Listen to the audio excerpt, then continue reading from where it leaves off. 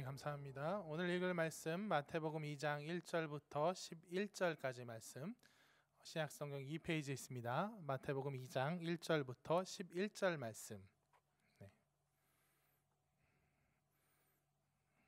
마태복음 2장 1절부터 11절 말씀 교독하겠습니다. 헤롯 왕 때 예수께서 유대 베들레헴에서 나심에 동방으로부터 박사들이 예루살렘에 이르러 말하되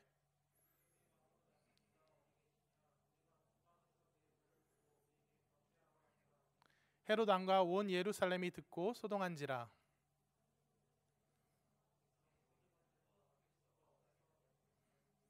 이르되 유대 베들레헴이오니 이는 선지자로 이렇게 기록된 바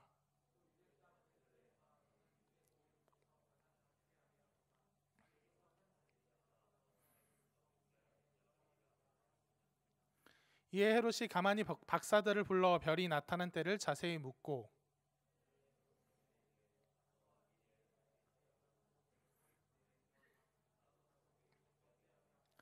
박사들이 왕의 말을 듣고 갈새 동방에서 보던 그 별이 문득 앞서 인도하여 가다가 아기 있는 곳 위에 머물러 서 있는지라. 같이 읽겠습니다. 집에 들어가 아기와 그의 어머니 마리아가 함께 있는 것을 보고 엎드려 아기께 경배하고 보배압을 열어 황금과 유향과 몰약을 예물로 드리니라. 아멘. 네, 오늘은 예상 밖의 예정, 예상 밖의 예정이라는 제목으로 설교하도록 하겠습니다. 한 15년, 16년 정도 된 얘기인 것 같아요. 제가 이제 서울에서 자취를 하다가 이제 일주일마다 집에 갔는데 집으로 가는 길이었어요. 집에 가면서 버스를 타고 갔습니다. 버스를 타고 가면서 멍하니 앉아 있는데 그 앞자리에 여학생 2명이 아마 한 고등학교 1학년 아니면 2학년일 것 같아요. 고3의 느낌은 아니었어요. 그 2명이 나란히 앉아서 이제 얘기를 하기 시작했습니다. 딱히 뭐 엿듣고 싶은 마음이 있었던 건 아니지만 멍하니 있다 보니까 그 얘기가 귀에 들어왔어요. 주제가 뭐였냐면 최근에 그 2명 중에 한 명이 같은 반 남학생한테 사귀자고 고백을 받은 거예요. 그런데 아예 마음에 쏙 들거나 아니면 아예 마음에 완전 안 들거나 그러면 고민이 없을 텐데 완전 별로까지는 아니지만 딱히 받아주고 싶은 마음이 들지 않는다 이렇게 계속 얘기를 하더라고요. 그러니까 친구가 그럼 안 사귀면 되는 거 아니야? 그럼 하지 마라고 하니까 그래도 고민된다 하면서 얘기를 하는데 그 고민되는 이유가 뭐였냐면 그 남자애가 전교 1등이라는 거예요. 걔 성적이면 서울대 갈 수 있대요. 그러면서 진짜 막 좋진 않지만 또 싫고 그런 건 아니니까 얘랑 쭉 잘 되면 쭉 잘 돼서 이제 결혼까지 가면 나중에 편하게 살 수 있지 않겠냐 이런 얘기를 하는 거예요. 그러니까 그 친구가 그건 또 그러네 고민되겠다 이런 식으로 얘기를 하는 걸 듣고 있었어요. 저는 그 대화를 들으면서 뒤에서 웃음을 참느라고 정말 고생했습니다. 그 대화가 너무 웃기고 귀여웠어요. 한편으로는 아니 고등학생인데 고등학생 때부터 벌써 이런 물질적인 조건을 자기 연애랑 이렇게 연결시키는 게 이게 너무 자연스럽게 그러는 게 정말 물질 만능주의 시대라서 이렇구나 싶어서 씁쓸하기도 했지만 그러면서도 자기가 지금 고등학생인데 이 애랑 잘 돼서 쭉 결혼까지 가고 행복한 가정을 이루고 그러면 내가 편해지고 이렇게 생각을 하는 그 순진함이 그래 얘는 애구나 싶어서 너무 귀여웠어요. 사실 진짜 말해주고 싶었습니다. 네가 지금 전교 1등이랑 그 전교 1등 남자애랑 사귄다고 해서 나중에 그것 때문에 편한 인생을 살게 될 확률 거의 없다고 말해주고 싶었어요. 일단 걔가 전교 1등이어도 좋은 대학 가야 가는 거고 거기 가서 또 좋은 직업, 좋은 위치 얻어야 얻는 거지 인생 모르는 거잖아요. 그리고 또 그것보다 더 큰 거는 고등학생 때 사귀어서 결혼까지 가는 경우가 없지는 않겠지만 매우 드물잖아요. 그 연애를 잘 유지해서 걔랑 잘 사귀어서 끝까지 결혼까지 가는 확률보다 차라리 그때 가서 그만한 상대를 만나는 게 더 확률이 높을 거다라고 생각은 했지만 얘기는 안 했죠. 네. 그런 모습을 보면서 아무튼 매우 뒤에서 키득키득 거리면서 갔던 기억이 나요. 오늘은 바로 이런 그 여학생처럼 터무니없는 예상을 하는 어설픈 예상을 하는 그 예상 밖의 일을 경험하게 되는 사람들의 이야기예요. 우리 모두는 이 여학생처럼 예상을 하고 삽니다. 우린 앞으로 어떤 인생을 살 거고 어떻게 준비를 할 거고, 그래서 그렇게 기대하고 그렇게 계획해서 살아가요. 하지만 우리가 하는 그 많은 예상들, 인생을 살다 보면 그 예상대로 이루어지는 것이 정말 적다는 걸 느낄 수 있게 돼요. 제가 지난번에도 한 얘기 같은데, 제가 사역을 하고 이렇게 사역을 하고 아이 셋을 낳아서 이렇게 살 것이라고 저는 꿈에도 생각하지 않았었어요. 하지만 정말 그 계획과 생각들 다 어긋났지만 지나고 보니 어떻게 됐냐? 하나님께서 계획해 두신, 예정하신 그 인도하심이 저를 제가 살아낼 수 있는, 지금 제가 생각하기엔 제가 살아낼 수 있는 최고의 인생으로 인도하고 있다라고 생각합니다.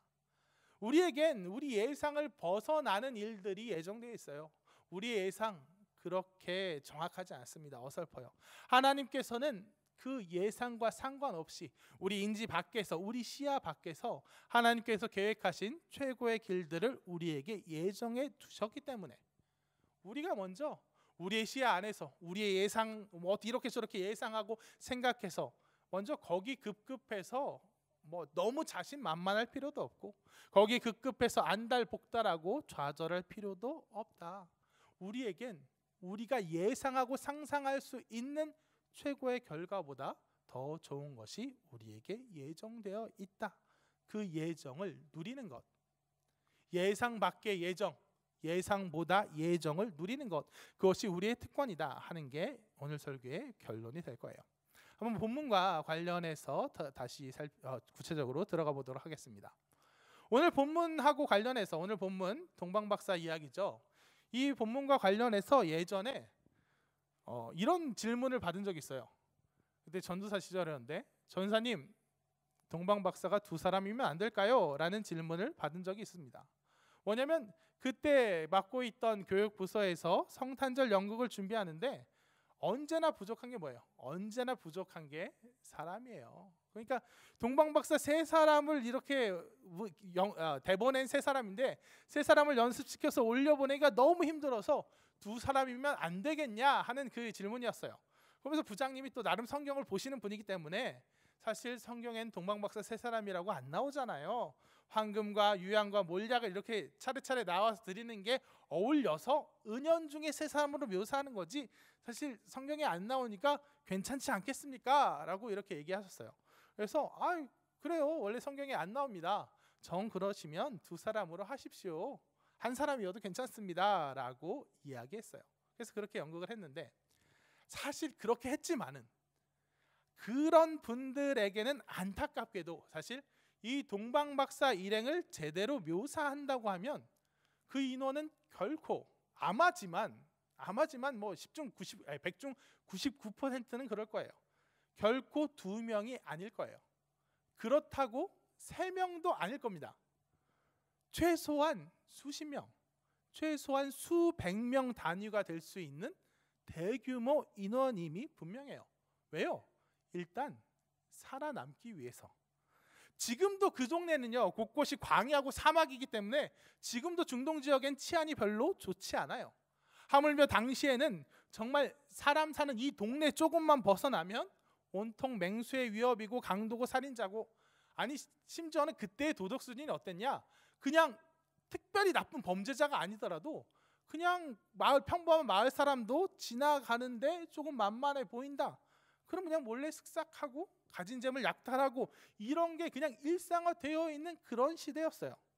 그런데 그런 당시 사회에서 달랑 2명이서 혹은 3명이서 더군다나 황금과 유향과 몰약이라고 하는 보물, 이런 값진 보물들을 갖고 안전히 찾아왔다. 그러면 이거는 동방에서 온 박사들이 아니라 거의 동방에서 온 무림 고수, 장군 이렇게 불러야 될 거예요. 실제 동방박사 일행은 우리가 흔히 머릿속으로 그리는 그 조촐한, 되게 어떻게 보면 불쌍한 이 그림과 달리 그 몇 사람의 동방박사, 당시 동방의 스타일이면 최고 천문감 이런 사람이 있고 그 밑으로 서열순으로 줄줄이 줄줄이 A급 박사들이 있고 그 밑에 제자들, 후배들, 그 시중 드는 사람, 호위무사, 따라붙은 상인, 아마 바리바리 수백 명은 되는 떠들썩한 인원이 일단 예루살렘으로 올 때까지는 그런 인원이 왔음이 분명해요. 그 정도는 되어야 무사히 건너올 수 있었을 거고, 또 그 정도는 돼야 이 지역도 사람도 아니고 유대인도 아닌데 멀리서 온 이방인 주제에 덜컥 헤롯 왕을 만나서 얘기할 수 있었을 거예요. 또 그 정도 되는 행렬이 말했어야 그 사람들이 유대인의 왕이 나셨다더라 하는 이 말 한마디에 발칵 뒤집어졌을 거고요.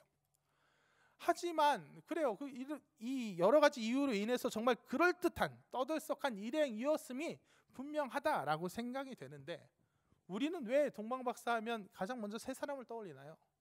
그것은 성경에서 이렇게 떠들썩한 행렬이었을 이 동방박사의 존재감을 구태여 생생하게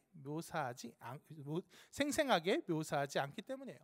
오히려 그 인상을 줄여요. 애매모호하게 뭉뚱그립니다. 그냥 예물 3개 바쳤으니까 3명 아닐까 하고 우리가 은연중에 착각하게끔 그 인상을 최대한 축소시켜놔요. 뿐만 아니라 동방박사에 대해서 우리의 호기심을 자극하는 많은 것들, 과연 그들은 어디서 왔을까? 어떤 사람들일까? 그들이 보았다는 별은 무엇일까?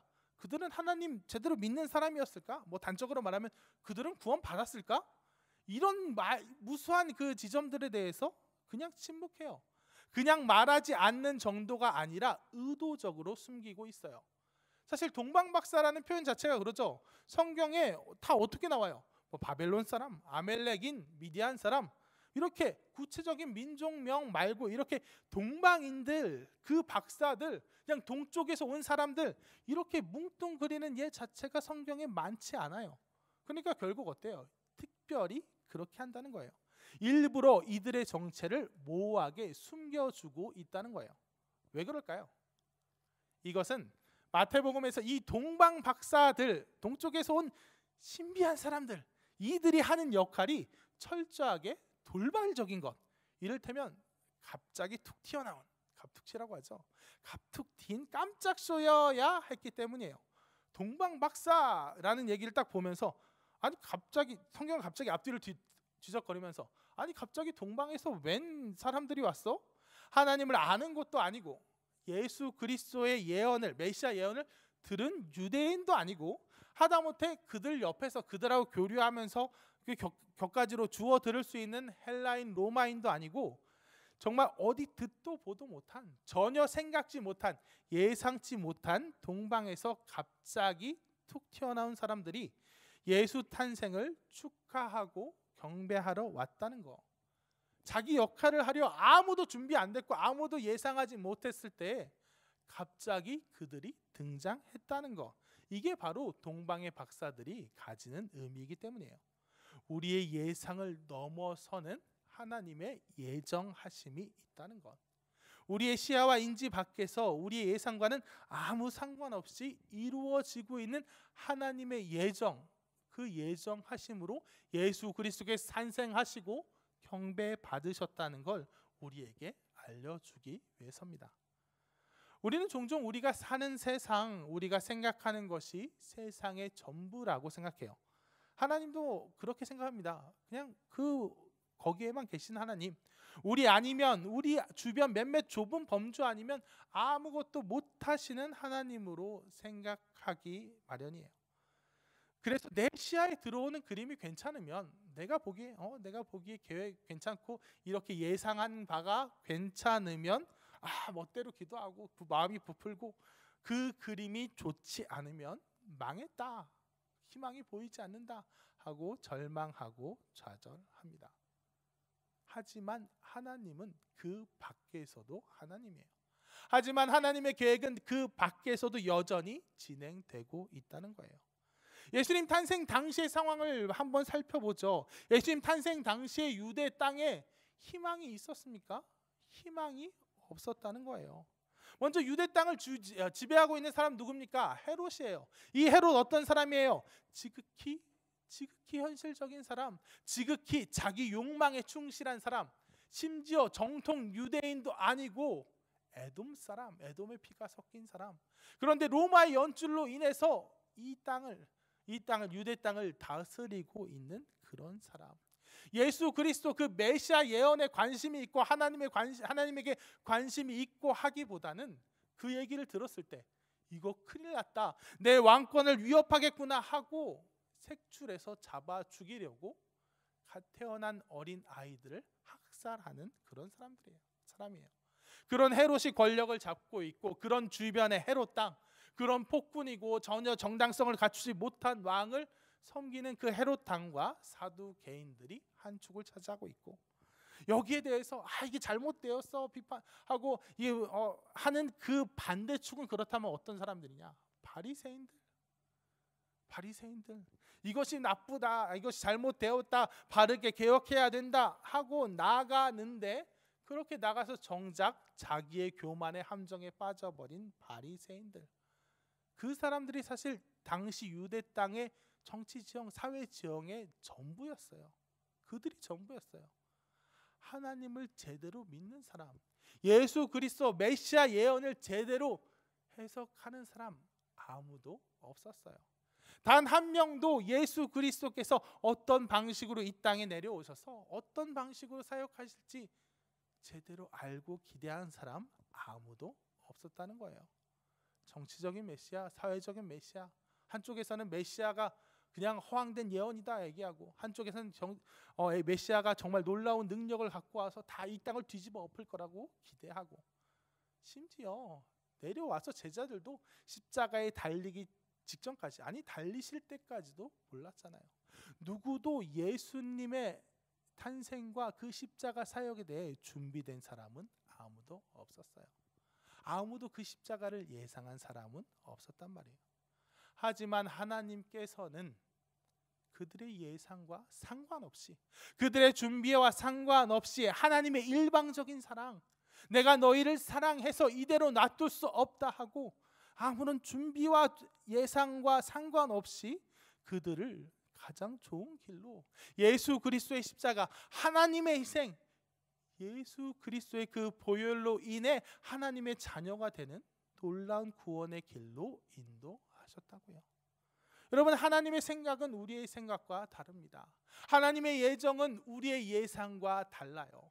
우리는 항상 이 작은 것만 생각하고, 이 작은 세계에서 우리의 예상이 어떻게 되는가, 이렇게 될 것 같아, 저렇게 될 것 같아, 거기에 정말 많이 연연해 하지만, 하나님께서는 그 예상과 인지 바깥에서 이 모든 세계를 움직이시는 분이 하나님이세요. 그러니까 오늘 그 본문의 말씀, 동방박사의 그 경배, 예수 그리스도의 십자가는 우리에게 이런 마음을, 이런 깨달음을 가져다 주는 거예요. 너넨 그게 전부인 줄 알았지, 희망이 없어 보였지. 하지만 하나님의 예정은, 하나님의 세계는, 너희의 인지보다 훨씬 더 넓은 하나님의 세계는, 그 계획은 단 한 번도 후퇴하거나 멈춘 적이 없다. 사람들이 태양이 지구를 도는지 알지 못할 때도, 거꾸로 지구가 태양 주위를 돈다고 생각했을 때도 태양은 지구 주위를 돌았어요. 모세 당시의 히브리인들이 애굽이 너무 강대해 보여서 이제 히브리인에겐 희망이 없다, 우리가 나가려면 바로한테 잘 아부할 수밖에 없다, 잘 설득할 수밖에 없다고 모세조차도 그렇게 생각했을 때도, 하나님은 자신만만하게 내가 끄집어낼 거야 하고 예정하셨어요. 그리고 그렇게 됐죠. 북이스라엘과 남유다 왕국이 멸망해서 모두 포로로 끌려가고, 이스라엘 백성 가운데 가장 정말 애지중지한 그 마음의 신앙의 아주 기본적인 기틀이었던 성전이 돌 하나 돌 위에 얹은 바 없을 정도로 철저히 파괴되었을 때도 하나님의 계획은 물러선 바 없었단 말이에요. 성전이 무너지기 전보다 무너지고 난 후가 오히려 하나님의 계획이 진전된 상태였단 말이에요. 가깝게는 일제의 탄압과 신사참배의 망령이 너무 강력해서 정말 신실하다는 목사님들 다 잡혀가고 옥에 갇히고 죽어나가고, 오히려 그보다 못한이라고 하면 좀 실례일까요? 아니지. 어쨌든 굴복한 사람들, 어떻게 보면 부끄러운 사람들만 남아 있을 때에도, 그래서 이제 여기 진짜 신실한 사람 다 죽고 아닌 사람만 남았네, 그러면 이 사람들이 한국교회를 타락시킬 수밖에 없겠네 싶을 때도 하나님의 계획은 진행되었어요. 그 부끄러운 사람, 그 부끄러움을 품에 안고 있을 수밖에 없는 그 사람들로부터 회개가 일어나고 돌이킴이 일어나고 또 새로운 지도자, 새로운 목회자들이 일어나서 한국교회의 부흥을 이끌었다는 거예요. 요즘 한국교회가 어렵다라고 합니다. 그러면서 많은 사람들이 말세라고 얘기해요. 그러면서 이 말세라는 얘기를 참 후퇴에 대한 변명으로 혹은 현상 유지에 대한 변명으로 내세우는 경우가 많은 것 같아요. 내가 어려우니까 악하니까 그러니까 어쩔 수 없지 뭐 이 정도면 되겠지 뭐. 하지만 그렇게 따지면 유럽 기준으로 따지면 아니 한국 교회가 어려우면 말세입니까? 전혀 아니라는 거예요. 2000년 수천 년 그 아브라함부터 거슬러 내려오면 더 물론이고 2000년 신약 이후에 그 교회에서만 따져봐도 한국은 어떻게 한국까지 이렇게 복음이 잘 퍼졌네 하는 어떻게 보면 변방이고 여기까지 복음이 와서 정말 이만큼 정말 교회가 세워지고 복음의 역할, 복음 전파의 역할을 감당하게 되는 게 너무 감사할 뿐이지 한국 교회가 어려워지고 이제 더 이상 힘이 없어졌다. 그렇게 되리라는 건 아니지만 만약에 그렇게 된다고 해도 이게 말세를 좌지우지하기에는 너무 우습잖아요. 차라리 유럽 기준으로 차라리 복음이 처음 예수 그리스도의 복음이 처음 선포됐던 이스라엘과 그 소아시아의 교회들이 어려워졌을 때 사실 이미 말세라고 했어야죠. 한국 교회가 어렵다고 말세라고 하지만 한국 교회는 어려워도 지금 중국에서 동남아에서 여러 선교지에서는 또 놀라운 부흥이 보고되고 있다는 거예요. 그러므로 우리는 너무 쉽게 물러서면 안 돼요. 그렇게 말세라고. 우리의 예상으로 우리의 시야에 들어오는 게 한국의 교회들이고 우리의 시야에 들어오는 게 당장 우리가 보는 게 뭐 네이버 다음 뭐 그런 거라 온통 사람들이 교회를 욕하고 미워하고 그래서 더 전도의 문도 안 열릴 것 같고 갈수록 어려워질 것만 같고 또 우리의 모습이 너무 준비되지 않은 모습들, 부끄러운 모습들이 많이 있기 때문에 우리의 눈엔 우리의 시야에는 진짜 희망이 없어 보이기 때문에 정말 안 좋은 예상만 자꾸 되기 때문에 움츠러들 수 있지만 그와 상관없이 하나님께서 예비하신 그 하나님의 예정들은 차근차근 차츰차츰 언제나 후퇴함 없이 진행되고 있다는 얘기예요. 그러므로 우리가 바라봐야 될 것, 붙들어야 할 것은 우리의 예상이 아니에요. 지금 이 상황, 지금 이 어려운 상황, 답답한 상황이 아닙니다. 하나님께서 우리를 사랑하시고 우리를 가장 좋은 길로 이끌기 원하신다는 그 하나님의 예정을 붙고 있을 때 그것이 우리의 예상을 뛰어넘는 우리 예상 외에 하나님의 은혜와 축복이 있을 줄로 믿습니다. 오늘 이 본문을 선택하고 이 설교를 준비하게 된 이유가 있어요. 지금 크리스마스가 며칠 안 남았죠. 5일 후면 크리스마스입니다. 그런데 지금 뭐 우리들도 그렇지만 뭐 교육자실 교회가 엄청나게 혼란스러워요. 다른 것 다른 것 때문에 혼란스러운 게 아니라 뭐예요? 지금 오늘도 며칠째 이제 1000명이 되고 있는데 확진자가 1000명 이상 나오고 있는데 3단계로 올라가느냐 마느냐 때문에 정말 정신이 없어요. 3단계로 올라가면 어떻게 되느냐? 1인 영상만 가능해요. 1인 영상만. 이렇게 와서 찍고 내보내는 것도 아니고 뭐 어떻게 할지는 뭐 계획은 지금 뭐 세우고 있는데 뭐 정 어려워지면 저 혼자 기도하고 찬양하고 설교하고 광고하고 다 사실 이렇게 영상을 하라고 사실 그 정부에서는 지침을 내린 거예요. 그럼 사실 지금 우리가 바로 걸려 있는 게 뭐예요? 크리스마스 예배, 성탄 축하 예배, 감사 예배, 그리고 그 송구 영신 예배. 교회에서 가장 많은 사람이 원래는 나와야 되는 그런 예배가 있어요. 그러니까 이거를 3단계가 언제 올라갈까? 올라가면 어떻게 대체를 할 것인가? 그러면 영상을 미리 찍어 놓으면 나온 영상을 미리 좀 찍어 놔서 그 편집해서 어떻게 영상 예배로 드릴 수 있을까? 이것 때문에 뭐 정신이 없어요. 아까 여기 찬양팀은 밑에서 막 목사님들 찍고 하는 거 봤을 거예요. 근데 그렇게 혼란하다 보니까 처음에는 크리스마스가 그냥 저한테 어떤 느낌이었냐면, 진짜 이 정신 없을 때 진짜 느닷없이 들이닥친 그런 일거리인 거예요. 이거 어떻게 해야지 막 하고 있는데, 그래서 크리스마스에 대한 뭐 어떤 기대나 뭐 이런 거 없이 그냥 일거리로만 여기고 버거워하고 있는데, 그럼에도 불구하고 크리스마스가 다가오니까, 그래 우리 여러분 모르겠습니다. 제가 너무 아이 같은 면이 있나요? 좋아요. 그냥 크리스마스가 다가오니까 좋더라고요.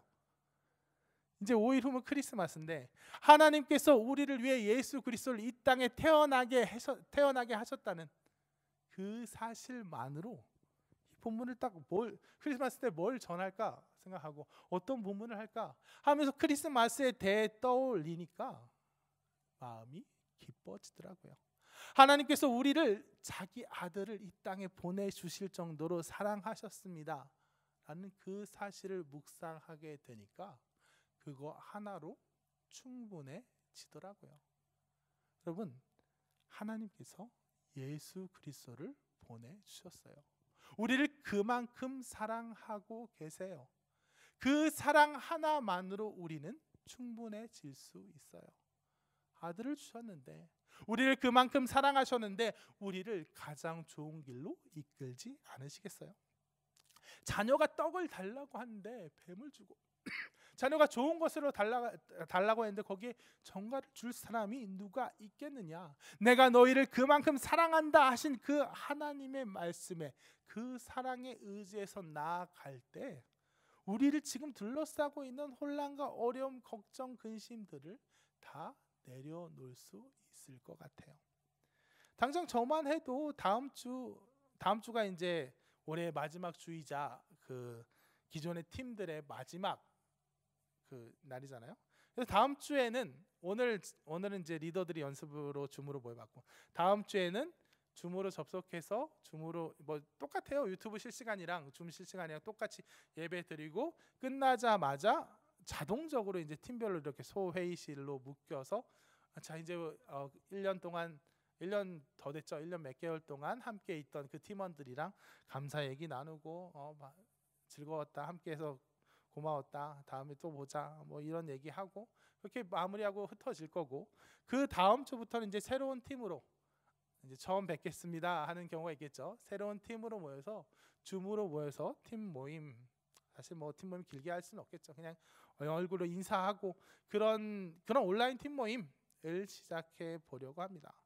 그걸 막 이렇게 저렇게 준비하고 하는데 할 때마다 참 뭐랄까 미안하기도 하고, 뭔가 더 좋은 계획과 좋은 준비가 안 돼서 안타깝기도 하고 그러고 있습니다. 그런데 이 오늘 본문을 준비하면서 어떤 생각이 들었냐면, 우리 이렇게 너무 안달복달 안 해도 될 것 같다라는 생각이 또 들었어요. 하나님께서 우리를 사랑하시기 때문이에요. 우리 각자를 사랑하시고 우리 청년부 사랑하시기 때문입니다. 은혜가 있을 거예요. 걱정과 답답함이 앞설 수밖에 없는 이 상황에도 불구하고, 물론 최선을 다하겠지만 우리가 바라보아야 할 것, 우리가 어떤 준비를 하고 어떤 예상을 하고 우리가 무엇을 하겠다 하는 그런 고집과 답답함이 아니라, 하나님께서 우리를 품에 안아주실 것, 이끌어 가실 것을 기대하는 그런 마음이 더 중요할 것 같아요. 그래서 오늘 예배랑 오늘 설교의 주제는, 우리가 우리의 계획, 우리의 답답함에, 우리의 예상에 머무르지 말고 하나님께서 우리를 사랑하신다는 그 사실에 머무르기, 하나님께서 우리를 자기 아들을 내어주실 정도로 사랑하시기 때문에 그 사랑을 믿고 있으면, 그 사랑하십니다 거기에 머물러 있으면, 하나님께서 예정하신 예비해 놓으신 그런 하나의 은혜들이 내년에 우리를 각자를, 또 우리 청년부를 가장 좋은 은혜의 길로 이끌어 가실 것을 기대하고 기다리는 그런 모습이 되었으면 좋겠어요. 그게 우리를 더 잘 견디게 해줄 것 같아요. 오늘 설교하러 올라오기 직전에 교육부서 전사님들하고 목사님한테 들은 얘기예요. 내년에 우리도 참 내년 리더 세우기 정말 어려웠고 그 와중에도 정말 많은 리더들이 수락을 해줘서 감사했는데 내년에 교사를 그만두시겠다는 그 성도님들이 정말 많은 거예요. 그러면서 우리 뭐 어떤 분은 간사가 되어서 못한다 그랬다, 어떤 분은 리더를 해서 못한다 그랬다, 그래서 제가 죄송합니다라고 했는데 왜 이렇게 그만두실까요? 왜냐? 이게 사실 올해 뭐 엄청나게 교사로서 뭐 엄청나게 뭐 이것저것 하느라고 그것 때문에 소진되고 힘들어서 못하게 된 게 아니죠. 뭐예요? 내가 아이들한테 연락을 했는데 애들한테 반응이 없으니까. 내가 이것을 감당했는데 그것이 어떤 성과를 이루거나 어떤 보람을 느끼게 하지 못하고 그저 공회전 하는 것 같으니까 이게 너무 힘든 거예요. 내가 내 생각으로 내 계획으로 이 일을 어떻게 보면 내 일로 이걸 감당하고 있었는데 그게 잘 안 되기 때문에 힘든 거예요. 사람이 빠질 수 있는 당연한 함정이라고 생각해요. 저도 계속 빠져요. 저도 계속 빠집니다. 하지만 이럴 때야말로 우리가 뭘 붙잡아야 되느냐?